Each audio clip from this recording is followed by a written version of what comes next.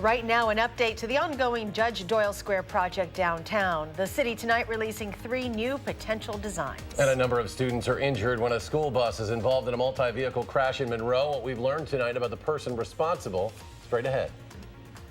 From the Channel3000.com Alert Center, this is News 3 Now at 10. And thanks for joining us tonight. The city of Madison is looking at options for a new developer for Judge Doyle Square. The Finance Committee went over the choices, but failed to narrow it down to one recommendation for Common Council. Amy Reed joins us to show us those options. You might remember earlier this year that council settled with the previous developer after ongoing disputes. Now there are 3 developers that are vying for the job, and though city staff has made their recommendation, the Finance Committee wants to learn a little more about the plans before they recommend just one. Seeing none, all in favor, aye. Aye. At the Finance Committee meeting Tuesday, 3 developers summed up their pitch for why they deserve the job. The project in question, Judge Doyle Square, has been in talks and at least partially built for years. Here are the groups that think they can finish it off. Madison-based Gebhardt Development wants to build a $52 million mixed-use building that carries $28 million in assessed value, according to the city. There would be 196 apartments inside, 78 of which would be affordable. Milwaukee-based Mandel Group wants to build a $38.3 million mixed-use building that carries $26 million in assessed value. 30 of their 150 apartments would be affordable. Stonehouse Development out of Madison wants to build a $40 million mixed-use building, which the city calculates carries $27 million in assessed value. Out of the 159 apartments, 37 would be affordable. The last option was the choice for city staff. Stonehouse provided the best combination of features of the project and value to the city to provide affordable housing as a component of the development, to provide the city a return on its investment in the podium, and to be able to get it built in a timely fashion. But alders on the committee raised concerns about how many union workers and female subcontractors or subcontractors of color each developer would use. That information was not available in the proposals, but the second group, Mandel, brought it up on their own. We place a heavy emphasis on diversity for recruitment and for our organization. Alders voted to wait until next meeting on June 10th to make their recommendation to council, hoping to get this information from the developers before then. As a city, Madison is vitally concerned about equity issues, whether it be through the housing that's being produced or the workers who will help build it. Under some circumstances, this might have pushed the project, but since the next committee meeting comes before the next full council meeting, the timing stays the same. Either way, the Madison part of the project, the parking garage on the bottom, is set to open this year, regardless of who takes the bid for the structure above. All right, Amy Reed reporting tonight. Amy, thank you. UW System President Ray Cross says he feels like he has been, quote, kicked in the shins after the state's Republican-controlled budget committee voted to cut nearly $70 million from Governor Tony Evers' budget proposal for higher education. The Joint Finance Committee passed a plan today that would increase funding for the UW system by $58 million, but that is less than half of what the governor was asking for.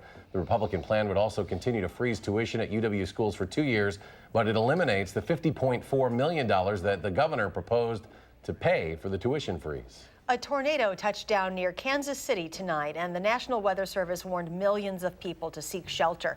At one point this evening, tornado warnings and watches are posted in half a dozen states from Oklahoma to New Jersey. This follows last night's devastating tornado outbreak, where more than 55 tornadoes killed 1 person and injured at least 130. Getting a look at our weather, we will be warming up again. Chief Meteorologist Gary Canalti has our first alert forecast. Gary. Charlotte, it was great that we were cool today because that kept the severe weather threat down to our south. As we take a look at Doppler track right now, there are some light showers, occasional flashes of lightning into far southern Wisconsin, but for the most part, these showers are generally light. It was a cool day today. High temperature in Madison, only 61 degrees. It was actually a little warmer to our north where there was a little more sunshine. Low clouds kept temperatures right around 60 across the rest of southern Wisconsin. And now they're pretty uniform, generally in the mid to upper 50s through the southern part of the state. Fog might become a little bit of an issue later on as visibilities drop down to around 5 miles. But other than that, look for another cloudy day tomorrow, but it'll be a little milder with a high of 70. There's an outside chance of a shower or a thunderstorm. That's your News 3 Now First Alert forecast. Heavy amounts of rainfall last weekend left parts of Lake Mendota brown. In a post from the Clean Lakes Alliance, aerial images from from Saturday show the sediment that washed into the northwest part of Lake Mendota from Pheasant Branch Creek. These photos were taken by Ethan Brodsky. According to the Post, nearly 2.5 inches of rain fell between Friday and Saturday. The city of Madison will wait until the end of the summer to collect sandbags. According to a release this afternoon, many homeowners still have sandbags from last summer. And since it is early in the active weather season, the city won't collect them until after Labor Day. However, if anyone does not want to keep them, they may drop off the sandbags at the East Side Streets Division drop-off site on Sycamore Avenue during regular hours. Milwaukee County has paid nearly $7 million to settle a lawsuit from the family of a man who died of dehydration inside the county jail there. Attorneys for 38-year-old Terrell Thomas called the settlement one of the largest ever in Wisconsin for a jail death. Today was the first time they publicly announced the settlement, but it was finalized back in March. Police arrested Thomas for shooting a man and firing his gun inside a casino in 2016. Thomas had flooded his cell, so the jail shut off his water as punishment, but forgot to turn it back on. He died about a week later. Safety officials are now revisiting the moments that led to the death of a teenager along the Yahara River. It happened in the Rock County township of Fulton on Saturday. In this situation, it appears the group of scouts were at least attempting to do everything right. They had life vests on, had chaperones with them, and had the proper training. But all of that was not able to prevent one 14-year-old girl from getting pinned underneath a tree, battling the current, eventually dying. While the sheriff's office tracks and patrols the Rock River, they don't monitor other rivers and creeks as closely. They're reconsidering how they can make people aware of the conditions similar to those from Saturday. Do public service announcements. We can inform people and educate them that the current is fast through here, that water levels are up, and then obviously we can provide them with information as far as the safety tools that they can take with them to help them better prepare for a situation like this. The sheriff's office did warn people to stay off the Yahara River Saturday, but again, that was after the incident. Dane County Sheriff's Department now partnering with a nationwide program to help reduce crime in local neighborhoods. They are joining the Neighbors app by Ring, which will allow them to provide the community with real-time local crime and safety information. If you're interested in joining the program, it is easy, it's free. We have step-by-step instructions. Find them at channel3000.com. Traffic was shut down for about an hour in Monroe today after a van crashed into a school bus full of children. Our Keely Arthur reports while some students were treated for injuries, they are all expected to be okay. 3 Monroe students were taken to a nearby hospital after a van swerved into a bus this afternoon. But given the fact that there were 26 students on the bus and the students only sustained minor injuries, officers say this could have been much worse. I mean, obviously, when we hear an accident involving a school bus, that's more concern to first responders, obviously. Especially for a smaller community like Monroe, where first responders like Police Captain Jerry Dolan have direct connections to local students. I do have grandchildren that go to school here, so you always wonder, did they take the bus today or... Thankfully, Dolan's grandkids were not on this bus, which just before 4 p.m. was hit by a van as it attempted to make a left turn off of Highway 69 onto 8th Street. Once the van collided with the bus, hitting the front passenger side, it spun into 2 other cars. The driver of the bus was uninjured, but 3 passengers were. Their ages not being disclosed, although the bus was carrying elementary to high school-aged kids. The driver of the van was cited for failure to yield. It's unclear if there were any other factors that led to the crash, although Dolan says this is often a problem area. Speed is a contributing factor to a lot of the injuries that we see here at this intersection. So with students involved, it just ramps that up. And when I arrived, I did see school officials that were here already, so they are just as concerned. As for the drivers in those 2 other vehicles, officers say they are okay. In Monroe, Keely Arthur, News 3 Now. Monroe Fire, along with authorities from Greene County, helped handle the scene and traffic. All of those roads, by the way, are now back open. Sun Prairie will be installing a bronze statue for fallen firefighter Corey Barr. The city council unanimously approved a resolution last week. According to a memo from the fire chief, the statue will depict a firefighter holding Barr's helmet. It will stand in front of the fire station on Bristol Street, just blocks from where the deadly explosion happened last July. Wisconsin Supreme Court Justice Dan Kelly says he is running for re-election, being energized by the election of conservative Justice-elect Brian Hagedorn earlier this year. Justice Kelly officially announced his re-election bid this morning. Last week, Dane County Circuit Judge Jill Karofsky announced her candidacy. Marquette University Law School professor Ed Falone is also running. A UW-Madison student has pleaded guilty to sneaking into Mar-a-Lago last Thanksgiving weekend during one of the president's visits there. Mark Lindblom apologized today and received a year's probation after prosecutors agreed that he meant no harm.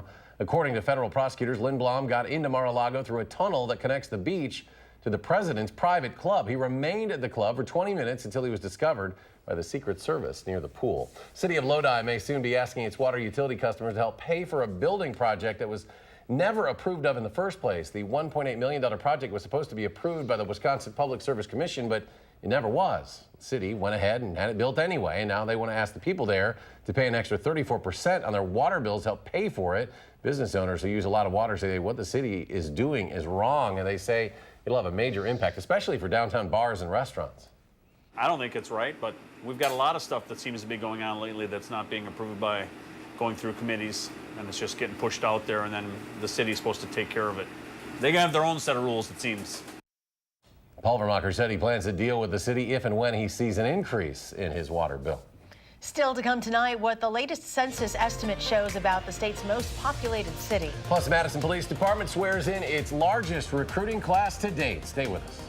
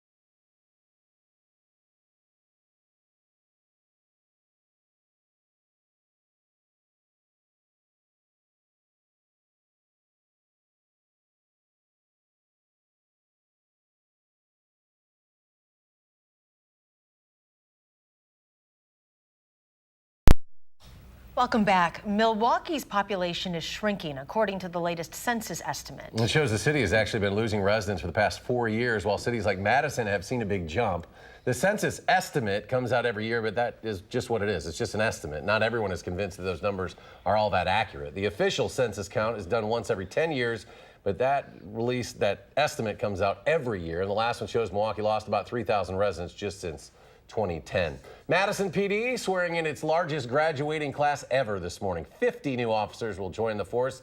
A big turnout for the graduation ceremony. This was at the Police Training Center on the east side. The recruits had a wide variety of backgrounds, ranging from retail security officers to some with Air Force experience to special education teachers. Congrats go out tonight to all of them. In consumer news, getting through airport security requires taking off your shoes, emptying pockets, and removing medals. But that means passengers often forget something. Spare change seems to be left behind a lot, and the TSA says it really adds up. Screeners collected more than $960,000 in unclaimed money last year.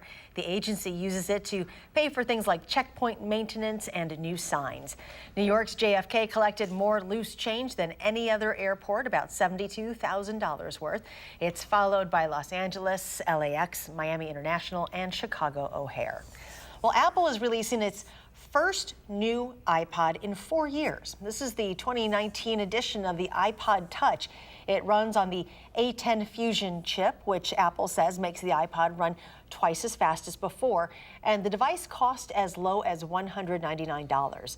It's available to order on the Apple Store and apple.com, and will start appearing in stores later this week. Dane County's aquatic harvesters are back to work now, officially launched today. This year, the county has added 2 more to its fleet, bringing the total to 13. Dane County Executive Joe Parisi says those harvesters will help in efforts to mitigate flooding along the chain of lakes. And last year, during the historic flooding, these harvesters were actually able to double the flow of water moving through the chain.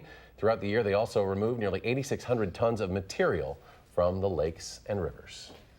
Chief Meteorologist Gary Canolti joins us now with an improving forecast. Yeah, some showers, maybe a thunderstorm tonight, but I think the chances for rain go down over the next couple of days, and our temperatures will actually go up a little bit. Let's take a look, first of all, at the time lapse from our WISC Skycam. If I told you it was a great day today, boy, this picture, our video just kind of spells the picture for you. Cloudy skies all day, a gray overcast, the clouds moving in from one direction then the next, and a couple of showers, especially earlier this morning, but most of the day it was just cloudy and dry. But at least the cool weather kept us away from another round of severe weather. This is just over the last 24 hours. Severe weather reports today from Colorado, Nebraska, Kansas, a number of tornado reports into Kansas, a lot of damage north and west of Kansas City this evening from tornadoes. Severe thunderstorms developed this afternoon across parts of Iowa and Illinois. Those are moving eastward. Tornadoes last night across Ohio, a lot of damage in the area around Dayton from these tornadoes. And then tonight, storms with possible tornadoes as far east as New York City. So count ourselves lucky that we're on the cool side of this storm. Just a few showers, occasional flash of lightning making it north of the Wisconsin-Illinois state line.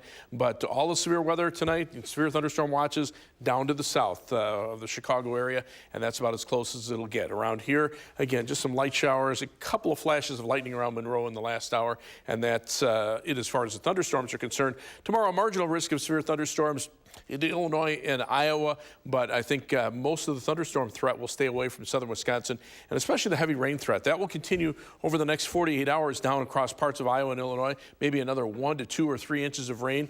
But north of the Wisconsin-Illinois state line, much lesser amounts, especially north of Madison, perhaps just less than 1/4 of an inch over the next 2 days. Live view from the Edgewater Skycam in downtown Madison. We're pretty quiet out there tonight, still on the cool side. High today, 61 degrees. That's 11 degrees below average, but our low temperature of 52 is actually 2 degrees above normal. Right now we're at 55 with cloudy skies, winds out of the east-northeast at 9 miles per hour.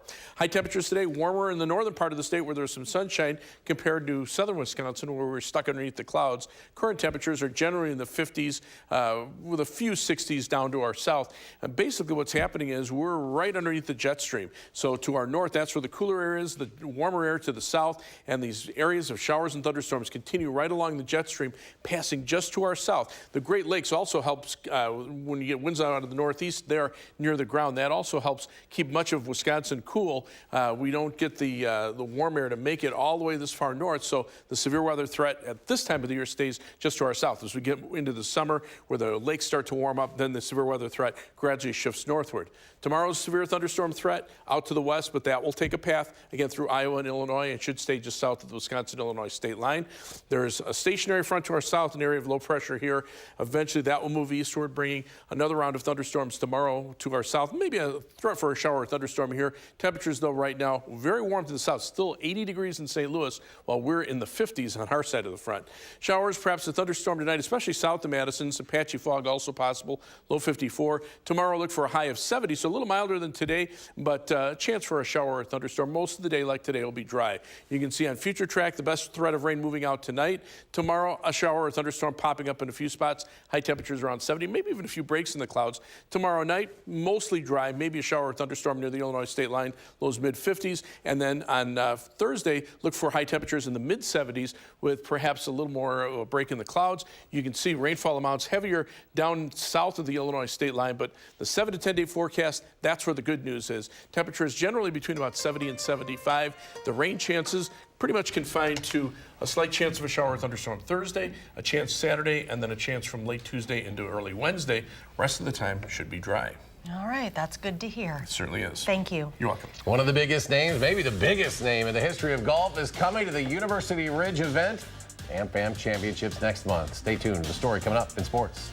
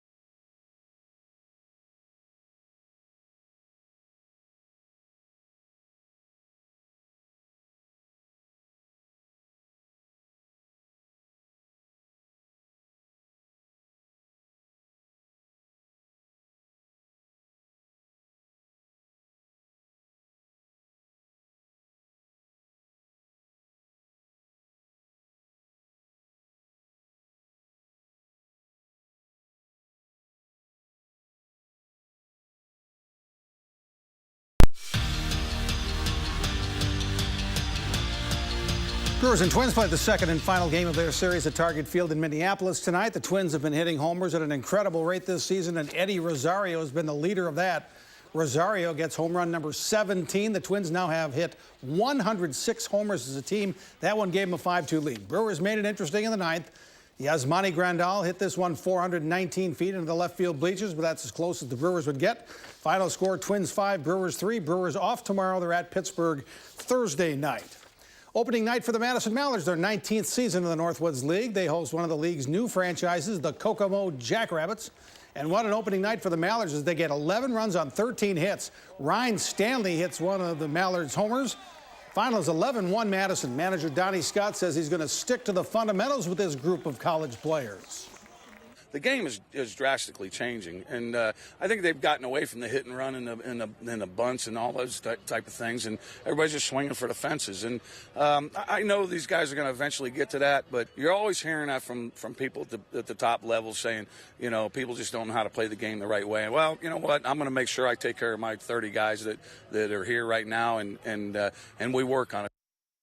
Big news for the American Family Insurance Championship. Jack Nicklaus is coming to University Ridge next month. He'll be part of the American Family Insurance Championship Celebrity Foursome Saturday, June 22nd. That will also include Andy North, Brett Favre, and singer Toby Keith. Nicklaus is 79 years old now, but he'll be playing 9 holes at University Ridge next month at the American Family Insurance Celebrity Foursome. AmFam Championship host Steve Stricker continues his busy schedule. He's playing in Nicklaus's Memorial Tournament this week. Then he'll try to qualify for the U.S. Open the next week. And he's also working on everything as the U.S. captain of the 2020 Ryder Cup at Whistling Straits. He's not slowing down at 52 years old. I try to do my thing and just stay in my own lane, like my wife says, stay in your own lane. And, you know, I'm still trying to play golf. You know, I'm busier now than ever, which I thought at this point in time I'd be winding down a little bit. Another year and a half of hard work and busyness. You know, after the Ryder Cup next year, I'll probably be able to kind of sit back and just play on that Champions Tour and enjoy that a little bit more. Here are the local teams qualifying for the WIA State Boys Golf Tournament through sectionals today. Middleton wins the Division I sectional in Wisconsin Rapids. Mount Horeb's Kason Fager has the low score, 72, so he'll go to state as an individual. In Division II in Prairie du Chien, Edgewood and Edgerton advance. Division III, Abundant Life Country Day moves on to state at University Ridge next Monday and Tuesday. And the Hauser brothers make it official today. Sam will go to Virginia to play for Tony Bennett. Joey will go to Michigan State to play for Tom Izzo. Both will have to sit out a year. Sam will have 1 more year of eligibility. Joey has 2, but he could get a 3rd if he applies for and gets a medical redshirt. And we'll be right back.